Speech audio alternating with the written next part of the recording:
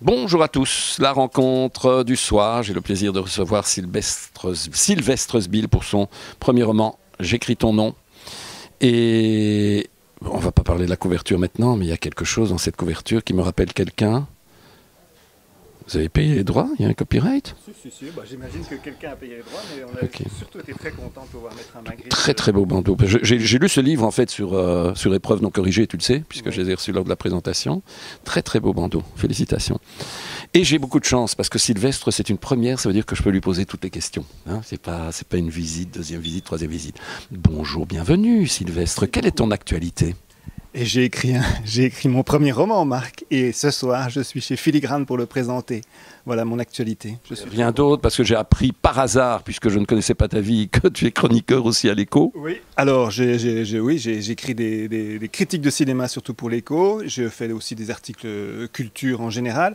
Je réalise des films, j'ai un projet de documentaire, et puis j'ai un long métrage qui va sortir bientôt avec Renaud Rutten et Damien Gillard, qui s'appelle Les Grands Seigneurs. Une comédie qui est sur les étagères pour l'instant, mais prête pour... Félicitations. Tu étais à l'avant-première d'Automne Abbey? Non, mais j'ai écrit un article qui est sorti aujourd'hui dans l'Écho sur pourquoi on n'arrive pas à faire des grands films avec les grandes séries.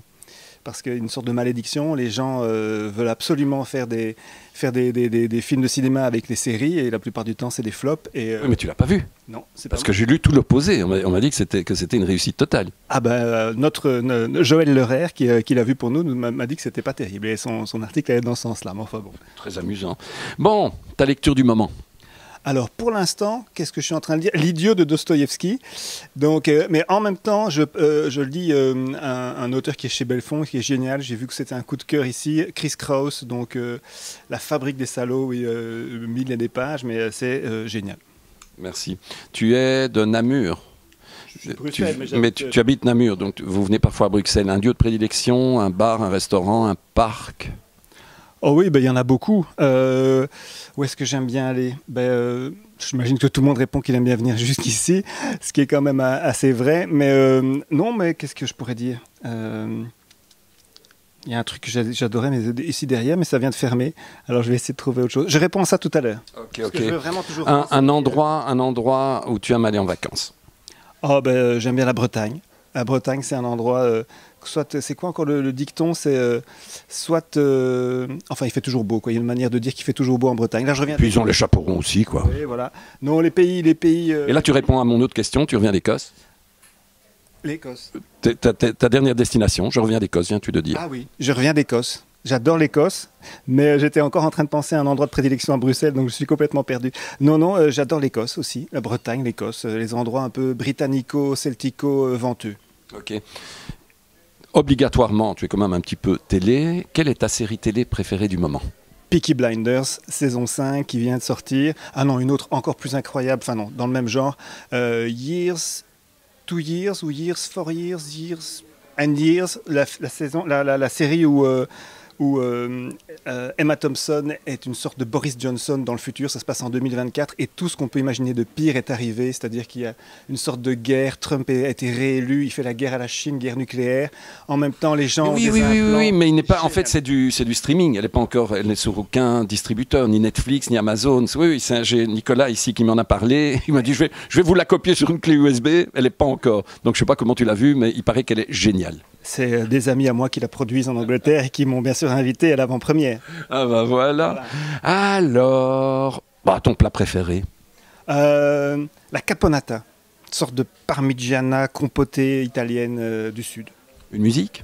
Un chanteur? Une chanteuse? Ouais, comme j'ai parlé de Peaky Blinders, là c'est Nick Cave qui vient parce que j'ai réécouté ça depuis que j'ai revu cette série. Donc voilà, ça c'est assez bien. La musique est grandiose. C'est les acteurs, la lumière, la musique, c'est vraiment une très très très très très chouette série. On a envie de dire le cinéma est mort quand on voit ça, mais exact. Il va se ressusciter d'une autre manière dans les salles, mais là ça fait vraiment peur parce que c'est génial ici. Ton premier souvenir de lecture? À L'île au trésor. Et le livre que tu vas m'offrir? Ça c'est Frank McCourt, Les cendres d'Angela. ou Tolkien. J'ai convaincu Tolkien. J'ai lu Tolkien par hasard très petit. J'ai reçu Bilbo le Hobbit pour ma naissance parce que ma mère était un peu hippie et compagnie. Donc j'ai fait autour de moi, j'ai fédéré autour de Tolkien dans les années tout début 80 quand c'était pas encore totalement à la mode. Donc je dirais Sandro d'Angela, c'est un que j'ai offert des dizaines de fois, et Tolkien aussi. Ok, tu as déjà vu un de nos YouTube, hein? Non, pourquoi c'est... Parce que tu réponds. Non, il répond bien aux questions. Ah, bon. Quelque chose.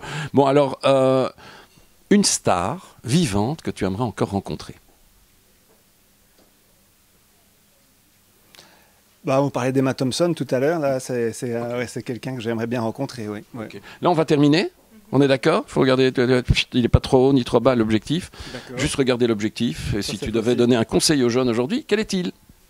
Mettez votre. Je vois qu'on me filme avec un smartphone, donc mettez votre smartphone à la poubelle, au moins un jour par semaine, ou au moins 1 heure par jour, ou au moins 1 année dans votre vie.